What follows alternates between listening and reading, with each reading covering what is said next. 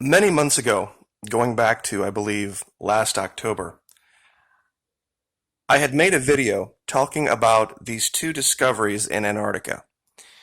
The one on the left, lower left, is an image of what I believe to be Harald Hardrada, the last Viking king, and the man that immediately preceded him, Canute the Great, in the lower right. Now, this explains, to my mind at least, how there could have been maps of Antarctica without ice. Because there was a time when at least the area we know to be Western Antarctica wasn't nearly as ice covered as it is now.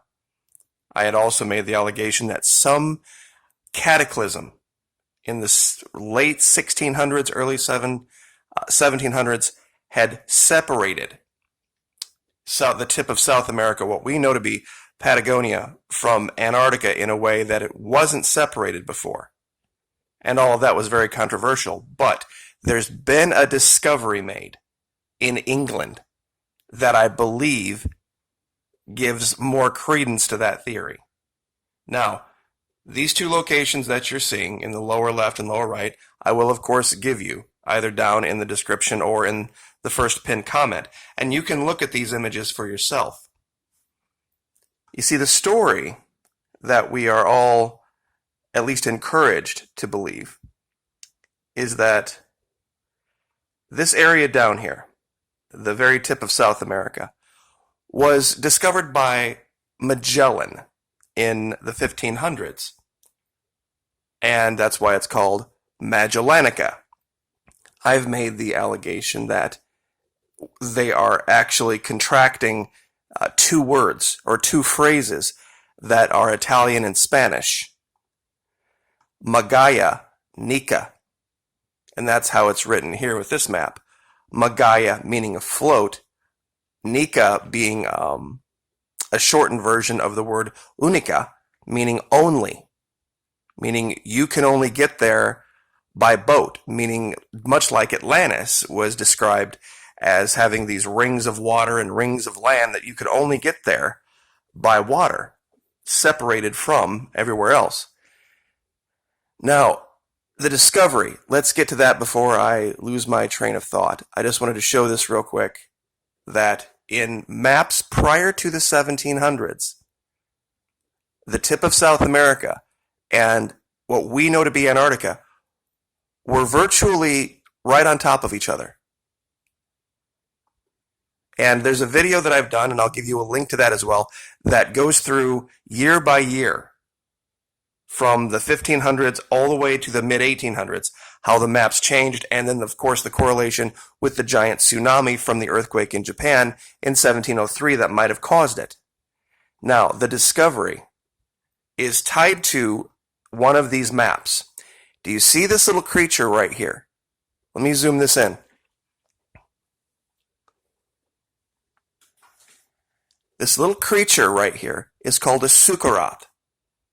It was something that was purported to have been discovered by Magellan. It had the face of a man or a lion. It had long fur, but one of its distinct characteristics was this fan-like tail that came all the way up to almost its head, and its young would cling on its back. And they would trap this animal for its fur. And another unique characteristic of this animal was that when trapped, it would immediately kill all of its young to keep them from being captured by man.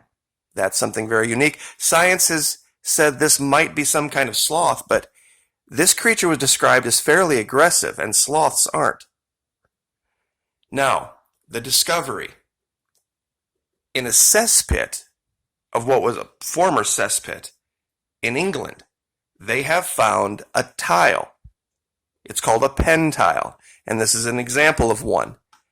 They come in a set of 4 like this, and on this pen tile that they have dated to the 1300s, they show this image of this cryptic beast that has the head of a human, the body of an animal, and this fan-like tail. And they have confirmed this tile that they found. They have excavated, it was turned into a cellar apparently, after it was a cesspit, meaning it was like basically the bottom part of an outhouse. Had this image in it, and it was from the 1300s. Now, how did a tile with a picture of a sukkarat get into a cesspit in the 1300s when that hadn't allegedly been discovered until the 1500s? This is a picture of one of the tiles right here. This is from livescience.com, and you can read all about this discovery. This is one corner of the 4-tile set. This sukkarat, this Patagonian monster, was not found anywhere else on the globe. Anywhere. Not Asia, not Africa, not Europe. My allegation is that this image of this creature came back through the discoveries made by the Vikings of Antarctica. That's how you could explain it. And real quick, let me get down to this part here just so people don't think that I'm crazy. Here's part of the article that I'm talking about. The most curious find in this cesspit, however, is the floor tile of the mythical beast, which dates to about 1350 to 1390. Magellan wasn't even born until the late 1400s. It was part of a 4-tile panel made at a tilery, a tile production shop in Penn, a village in the district of Buckinghamshire. And here, of course, is the confirmation. Not certain who discovered Patagonia. Some say it was Amerigo Vespuccio during his expedition in 1502. Once again, this is 110 years after the latest date for this tile. Now, real quick, if you would like to see more detail about this proof that I made of Antarctica being connected to South America, the title is called 100% Proof. Antarctica was lush tropical paradise up until 1700, and then this event changed everything. I think this proves beyond the shadow of any reasonable doubt that somebody had visited Patagonia. Someone had visited Antarctica prior to Magellan. This tile shows a creature that wasn't documented anywhere in history up until, allegedly, Magellan's visits to the very tip of South America. And these two images here, these are really tough ones to dismiss as wind, ice, rock, and snow. You can show a lot of things that, well, okay, maybe that's a building, maybe it's a giant piece of ice, you know, maybe that's a dragon, maybe you're seeing stuff in the clouds. But I had found the one on the lower right months and months and months ago. I think it was actually 2018. But the one on the lower left was actually discovered, and I want to use that term loosely, the region where it was found was discovered by Hypnotech, another channel that's apparently not out there anymore. And he didn't discover the image specifically. He discovered the region, which was very suspect, had a lot of different things in it. And like I said, I'll give you the links, and you can find these images for yourself. Why would there be statues and images to Viking kings in Antarctica? And now we have a tile describing this aggressive sloth-like creature dated to the 1300s, found in a cesspit in England. How could that be? Unless someone had been there prior to Magellan.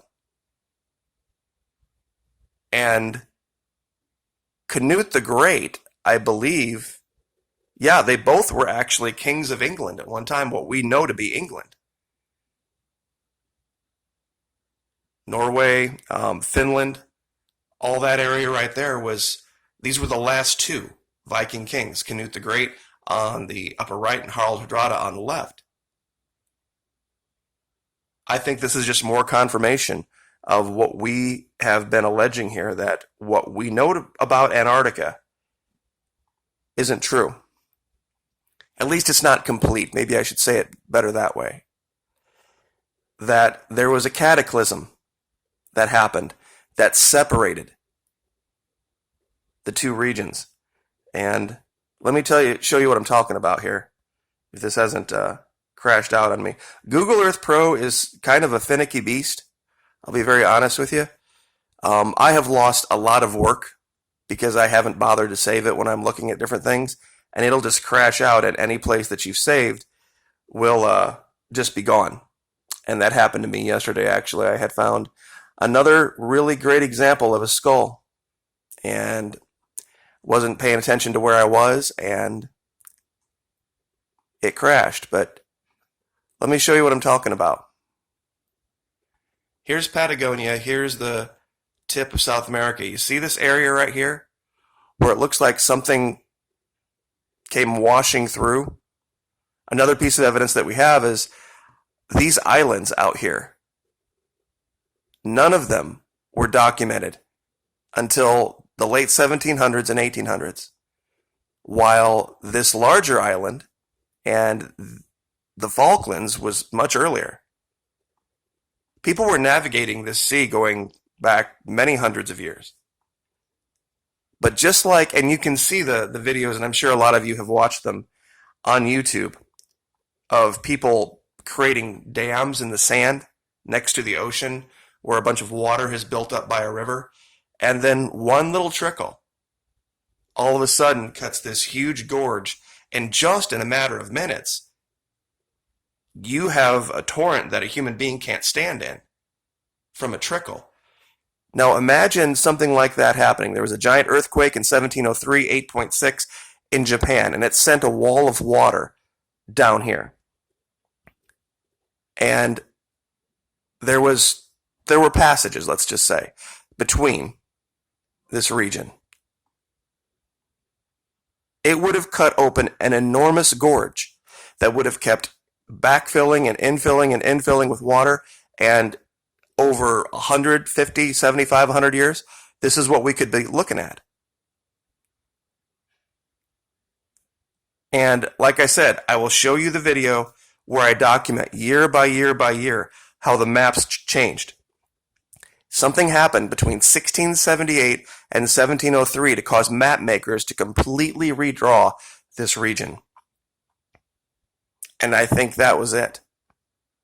And it also explains why this part of Antarctica, what they call Western Antarctica, is now so completely frozen over when at one time it wasn't. How do we know that it wasn't at one time? Because there are maps that go back to a time when there shouldn't have been the ability to document the actual coastline. The Piri-Reis map is one of them. How could that have been done if Antarctica was covered in ice? Some have said, well, ancient aliens gave them the maps. I don't think it's nearly that crazy. I really honestly think that prior to 1700 or so, this area was temperate. And I'll show this again. The reason Antarctica is frozen is not just because it's at the South Pole. It's because it's isolated at the South Pole. If there were a solid mass of land from here to here, the winds couldn't swirl uninterrupted, and warmer air from other regions would be able to get into this region. This swirling air that goes around this is what isolates this and keeps that cold air mass there. Without that, even one area like this, all of that swirling action stops.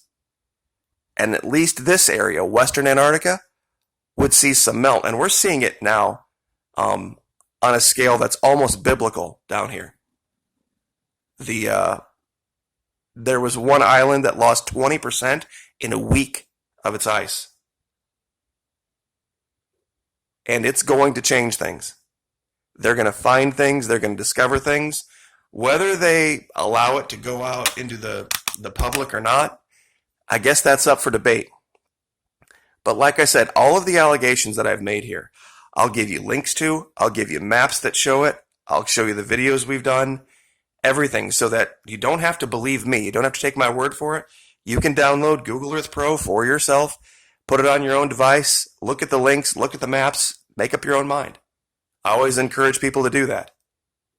And of course, I will give you the link to the article about the new discovery from the 1300s in England as well. So thank you everyone so much for your support. I appreciate it.